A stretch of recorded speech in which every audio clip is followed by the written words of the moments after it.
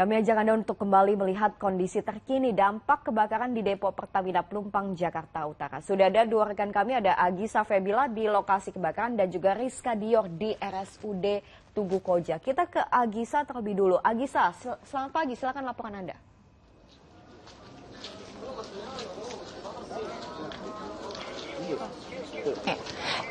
Ya, Silvi dan juga saudara, memang pagi ini api ini sudah sepenuhnya padam oleh pemadam kebakaran, namun warga di sekitar ini yakni di RW 1 dan RW 9 ini masih terus menyisir bangunan-bangunan di sekitar permukiman di sini dikarenakan mereka takut masih adanya bara-bara api yang masih menyala. Sehingga dari malam hingga pagi ini warga masih terus menyisir bangunan dan bisa saya perlihatkan Silvi dan juga saudara, ini adalah pemukiman warga yang tepat berada di samping depo Pertamina Pelumpang yang terbakar semalam. Ini bisa dilihat juga sudah tidak ada lagi bentuk bangunan, ini sudah tersisa puing-puing saja.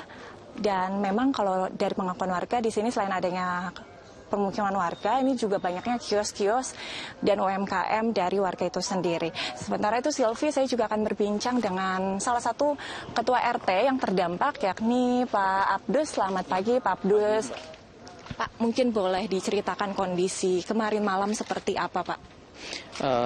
Ini sebelum terjadinya kebakaran, sepanjang Jalan Koramil ini banyak sekali warga kita yang berkegiatan ekonomi. UMKM banyak sekali di sini, Mbak. Ini hidup, termasuk jalan yang hidup, lalu lalangnya orang, kemudian jalan pintas dari Tanjung Priok ke Kelapa Gading bisa lewat sini juga. Banyak sekali toko-toko di sini, agen, ya tukang pecel, tukang pos segala macam itu. Kan kalau saya lihat ini memang pemukiman yang cukup padat begitu Pak. Ada berapa kepala keluarga ataupun rumah yang terdampak dari kebakaran ini? Di kami di RW 9 ada 12 RT dan saat ini yang terdampak ialah RT 12. Di RT 12 tersebut ada sekitar kurang lebih 250-an kakak. Itu. Untuk jumlah rumah yang terdampak itu masih belum ada angka pasti. Masih dalam kira-kira itu sih.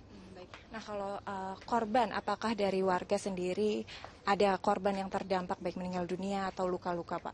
Paling banyak korban meninggal dunia dan korban luka-luka itu dari kami, dari RW 9. Karena memang letak wilayah kami itu berdampingan langsung ke Pertamina, itu ke kilang minyaknya itu. Baik. Nah, lalu penanganan apa yang sudah dilakukan baik dari Polri maupun BPBD untuk warga ini, apakah sudah ada mulai pengungsian atau bagaimana?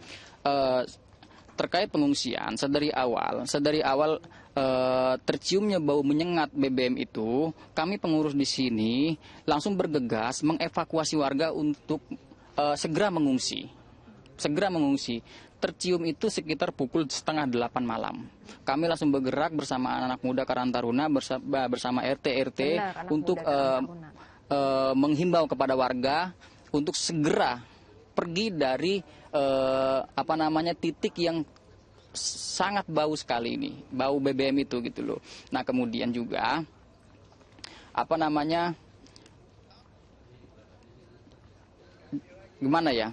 kami tuh kayak trauma, Mbak, karena memang kejadian kebakaran itu benar-benar di depan mata saya itu.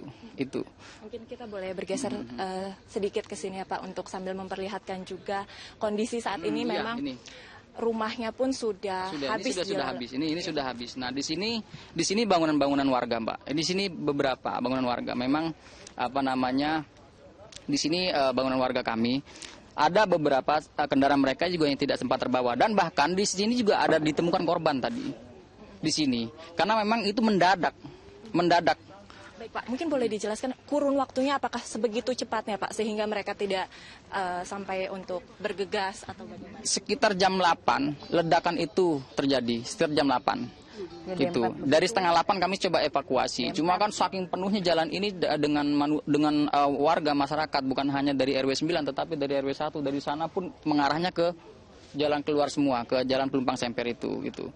Nah, untuk warga sendiri sekarang sudah diungsikan kemana Pak? Sudah, ada beberapa titik warga itu diungsikan di Petra Rawa Badak Selatan, kemudian ada di Gedung Golkar, dan ada di beberapa masjid di wilayah Rawa Badak Selatan.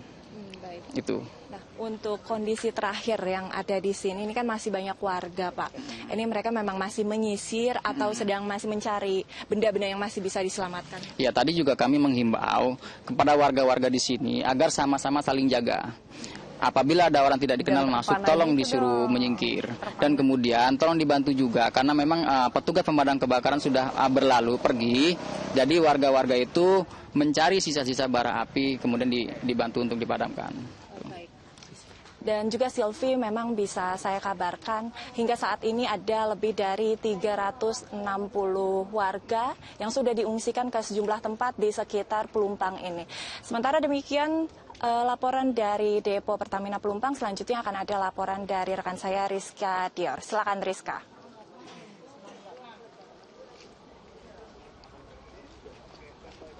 Ya, terima kasih Agisa. Sedangkan kalau untuk situasi terkini di RSUD Koja Jakarta Utara sendiri, situasi juga sudah berangsur sepi karena kami tidak melihat adanya masih satu keluarga atau sebagainya yang masih menunggu di ruang tunggu RSUD Koja Jakarta Utara ini. Bahkan tadi menurut informasi terakhir yang kami dapatkan dari pihak pengamanan yang ada di sini juga sempat dikatakan bahwa kondisi sudah berangsur sepi setelah pukul 2 dini hari tadi, setelah adanya kunjungan dari PJ Gubernur, dari Kasat, Pangdam, dan juga Kapolda Metro Jaya. Begitu pula kondisi juga sudah berangsur-angsur sepi ketika beberapa korban diantaranya yang sempat dirujuk ke RSUD Koja ini dipindahkan begitu ke RS Pusat Pemerintah dan juga Rumah Sakit Cipto Mangunkusumo atau RSPP dan juga RSCM. Sehingga menurut informasi terakhir yang kami dapatkan, Silvi dan juga saudara, saat ini hanya tersisa 3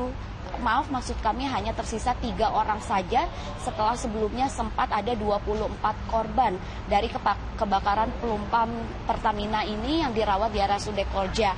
Dan dari 24 ini 17 diantaranya sudah dirujuk ke rumah sakit lain, 2 diantaranya sudah dipulangkan karena kondisinya membaik, dan 1 ini meninggal dunia dalam perawatan. Sedangkan dan saat ini untuk informasi yang dapat kami sampaikan adalah sisa dari korban yang dirawat di RSUD Koja ini hanya tersisa 3 orang saja, di mana 1 diantaranya merupakan bayi berusia 6 bulan, 1 diantaranya merupakan remaja, dan 1 diantaranya adalah orang dewasa. Dan untuk informasi seputar kejadian kebakaran pelumpang Pertamina ini juga secara akumulasi ada 49 korban luka-luka, di mana 3 diantaranya merupakan anak-anak, begitu pula dengan korban meninggal dunia yang bertotalkan 13, 3 diantaranya merupakan anak-anak. Silvi. Baik, terima kasih Rizka melaporkan dari RSUD Koja, dan sebelumnya ada Agisa melaporkan dari TKP kebakaran. Terima kasih teman-teman, selamat kembali bertugas.